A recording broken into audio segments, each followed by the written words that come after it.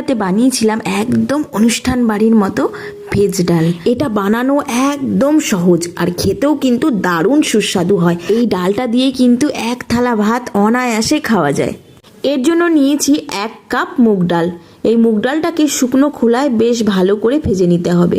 খুব লালচে করে ভাজার দরকার নেই, বেশি ভাজা হয়ে গেলে ডালটা সেদ্ধ হতে চায় না। ডালটা ভাজার সময় দেখতে হবে ডাল থেকে যখন সুন্দর একটা গন্ধ বেরিয়ে আসবে তখন গ্যাসের ফ্লেমটা বন্ধ করে দিতে হবে। এরপর বেশ কয়েকবার জল পাল্টে ডালটাকে বেশ ভালো করে ধুয়ে নিতে হবে। এখন গ্যাসের ফ্লেমটা মিডিয়ামে করে খুব ভালো করে ডালটাকে সেদ্ধ করে নিয়েছি। এখন একটা হাতার সাহায্যে খুব ভালো করে এটাকে মিলিয়ে নিচ্ছি। মেলানো হয়ে গেছে, এখন দিয়ে দিচ্ছি পরিমাণ মতো জল। ডালটাকে আমি যেহেতু একটু ঘনই করব তাই জলের পরিমাণটা একটু কম রেখে, জলের পরিমাণটা তোমরা তোমাদের মতো করে বুঝে দিও। এখন হাতার সাহায্যে জলটাকে ডালের সঙ্গে বেশ ভালো করে মিশিয়ে নিলাম। দিয়ে দিচ্ছি সামান্য পরিমাণে হলুদ আর স্বাদ মতো লবণ। এখন খুব ভালো করে আবারও একটু মিশিয়ে নিলাম। এখন ডালটা বেশ ভালোভাবে ফুটে গেছে।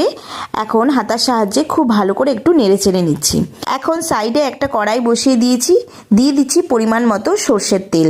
ওই তেলেই দিয়ে দিচ্ছি সামান্য পরিমাণে গোটা জিরে আর অল্প একটু গোটা গরম মশলা। গোটা গরম মশলার মধ্যে ছিল 2টো এলাচ, 2টো লবঙ্গ আর 1 টুকরো দারচিনি। দিয়ে দিচ্ছি 2টো তেজপাতা। এখন দিয়ে দিচ্ছি কেটে রাখা ফুলকপি। ফুলকপিটাকে বেশ ভালো করে একটু লাল লাল করে ভেজে নিতে হবে। এর মধ্যে দিয়ে দিচ্ছি সামান্য লবণ। এখন আবারও খুব ভালো করে একটু মিশিয়ে নিলাম। ওপর থেকে দিয়ে দিলাম একটু কেটে রাখা গাজর আর মটরশুঁটি। এগুলোকে দিয়েও হালকা ভেজে নিতে হবে। এরপর ঢাকা দিয়ে রাখছি প্রায় 5 মিনিটের মতো। 5 মিনিট পরে যে ঢাকাটা খুলে নিয়েছি, সব কিছু বেশ ভালোভাবে সেদ্ধ হয়ে গেছে। এখন দিয়ে দিচ্ছি একটু মশলা। মশলার মধ্যে ছিল সামান্য আদা বাটা, 1/2 চামচের মতো জিরে গুঁড়ো আর 1/2 চামচের মতো লাল লঙ্কার গুঁড়ো।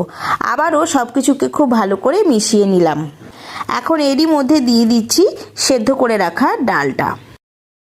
এখন খুন্তির সাহায্যে সবজি আর ডালটাকে বেশ ভালো করে মিশিয়ে নিচ্ছি। এরপর ডালটা ফুটে যাওয়া পর্যন্ত অপেক্ষা করব। শীতে এই ডালটা আমি বেশ কয়েকবার ঘরে বানিয়েছি। ভাত, রুটি, লুচি, পরোটা সব কিছুর সঙ্গে কিন্তু এই ডালটা বেশ ভালো যায়। এই দেখো ডালটা কিন্তু খুব ভালোভাবে ফুটে গেছে। এখন আরও 2 মিনিটের জন্য ডালটাকে বেশ ভালো করে আবার একটু ফুটিয়ে নেব। ডালটা প্রায় তৈরি হয়ে গেছে। সবশেষে উপর থেকে দিয়ে দিচ্ছি একটু গরম মশলার গুঁড়ো। মশলাটাকে ডালের সঙ্গে খুব ভালো করে মিশিয়ে নিতে হবে। এখানে আমি কিন্তু মশলাটাকে ডালের সঙ্গে খুব ভালো করে মিশিয়ে নিয়েছি। এখন গ্যাসের ফ্লেমটা বন্ধ করে একটা আলাদা পাত্রে ডালটাকে ঢেলে নিয়েছি। এখন গরম গরম ভাতের সঙ্গে এই ডালটা পরিবেশন করব। দেখো এই পর্যায়ে ডালটা কত ঘন হয়ে গেছে, তাই না? নামানোর সময় একটু পাতলা রেখেছিলাম, ঠান্ডা হয়ে যাওয়ার পর কিন্তু ডালটা অনেকটাই ঘন হয়ে গেছে। এই ডালটা দিয়ে ভাত খাওয়ার জন্য সাথে করে নিয়েছিলাম একটা ভাজা। এর মধ্যে ছিল সিম, আলু, গাজর, সব কিছুকে একটু ভেজে নিয়েছিলাম। এখন শুধু খাওয়ার পালা। টাটা।